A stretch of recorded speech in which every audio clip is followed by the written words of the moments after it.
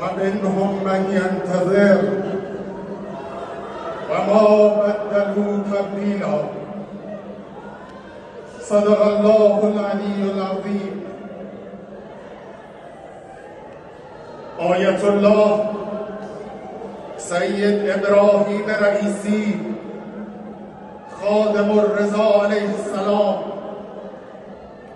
که 3 سال پیش در سال روز ولادت امام رضا علیه السلام 8مین رئیس جمهور ایران اسلامی شد، در شب ولادت امام رضا علیه السلام به شهادت رسید.